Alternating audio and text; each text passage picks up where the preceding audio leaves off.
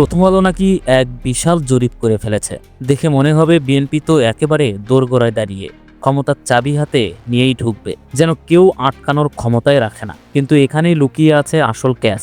সেই ক্যাচটা বলার আগে জরিপের তথাকথিত ফলাফলগুলো একটু ঘুরে দেখি। এই জরিপের মূল সারাংশ, ৬৬% মানুষ নাকি মনে করে বিএনপি সরকার গঠন করবে, ২৬% নাকি জামাতকে দেখছেন ক্ষমতায় আসার সম্ভাবনায়।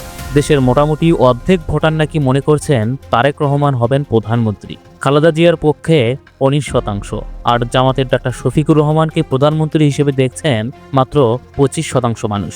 হাসিনা আবার প্রধানমন্ত্রী হিসেবে ফিরবেন, এটা বিশ্বাস করেন মাত্র ৭% মানুষ। এবার প্রধানমন্ত্রী হবার কথা পার হয়ে প্রধানমন্ত্রী হলে দেশ ভালো হবে, এই প্রশ্নে গেছে জরিপটা। এখানে আবার দেখা যাচ্ছে ৩৭% মনে করেন তারেক রহমান হলে দেশ ভালো হবে।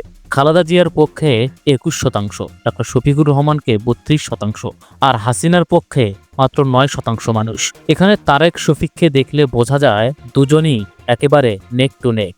আরও আছে ৫৮% মনে করে বিএনপি জিতলে দেশের লাভ, ৩৩% মানুষ মনে করে জামাত জিতলে রাষ্ট্রের উন্নতি হবে, মাত্র ৯% মানুষ মনে করেন আওয়ামী লীগ জিতলে দেশের উপকার হবে। কিন্তু কিছুর পরে ৬৯% মানুষ বলেন ভুল স্বীকার করলে বিচার হলে লীগকে নির্বাচনে অংশ নিতে দেওয়া উচিত, আর ২৮% মতে লীগকে কোনোভাবেই নির্বাচনে ফিরতে দেওয়া যায় না। এবার আসল ধামাক্কা, এসব তথ্য তারা সংগ্রহ করেছে কয়েকজনের কাছ থেকে, মাত্র ১৩৪২ জন, পুরুষ ৬৭৪, নারী ৬৬৮ জন, অথচ দেশে ভোটার ১৩ কোটি, আর জরিপ করেছে ১৩০০ লোক নিয়ে। মানে দেশে যত ভোটার আছে তার তুলনায় এই নমুনা এত ক্ষুদ্র যে এটাকে জরিপ নয়, মজা বলা যায়। অত্যন্ত ১৩,০০০ হলেও একটা বৈজ্ঞানিক ছবি পাওয়া যেত, কিন্তু ১৩০০, মাথায় কিছু আছে নাকি? সব ভাজাভুজি হয়ে গেছে। প্রথম আলোর সবচেয়ে বড় ধাপ্পাবাজি এখানে। পৃথিবীর যে কোনো জায়গায় জরিপ করলে মূল প্রশ্ন থাকে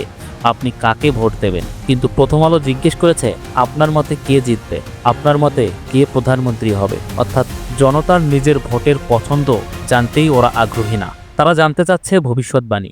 এর আগে ইনোভেশন যে জরিপ করেছিল সেখানে ছিল আপনি কোন দলকে ভোট দেবেন, সেখানেও দেখা গেছে বিএনপি জামাতের ভোট কাঁধে কাঁধ মিলিয়ে। আর প্রথম আলোর জরিপে প্রশ্ন কোন দল জিতবে, দুইটা প্রশ্ন আকাশ পাতাল আলাদা। ধরা যাক এনসিপির উদাহরণ, ওদের ভোট ৫ থেকে ৭%। ইনোভেশনে এমনটাই দেখা গেছে, কিন্তু ওরা জিতবে এটা তো ওদের ভোটাররাও বিশ্বাস করে না। ফলে প্রথম আলোর জরিপেও দেখা যায় মাত্র ০.৮% মানুষ মনে করে এনসিপি ক্ষমতায় যাবে। একইভাবে অনেক মানুষ আছে যারা ভাবে বিএনপি বিজয়ী হবে, কিন্তু তারা ভোটটা দেবে জামাতকে। জামাতেরও অনেকে আগে ভাবতো না তারা ক্ষমতার দৌড়ে উঠবে, যদিও সাম্প্রতিক সময়ে আত্মবিশ্বাস বেড়েছে, তবুও সেই ধারণা পুরো মাঠে ছড়িয়ে গেছে এমন দাবি করা যায় না। তাই আপনি মনে করেন কে জিতবে, এই প্রশ্নের আসলে ভোটের বাস্তবতা জানা যায় না, শুধু মানুষের মাথায় তৈরি হওয়া ধারণা, প্রেডিকশন বোঝা যায়, কিন্তু কোন দল কত ভোট পাবে সেটা বোঝা যায় শূন্য। অথচ আসল জরুরি জিনিসটাই এটা। তারপরও প্রথম আলো সেই গুরুত্বহীন জিনিসটাকেই ব্যানার বানিয়ে, হেডলাইন বানিয়ে নিউজ বানিয়েছে, মতামত পর্যন্ত নিয়ে পুরো ফ্রেমটাকে নিজেদের মতো সাজিয়েছে।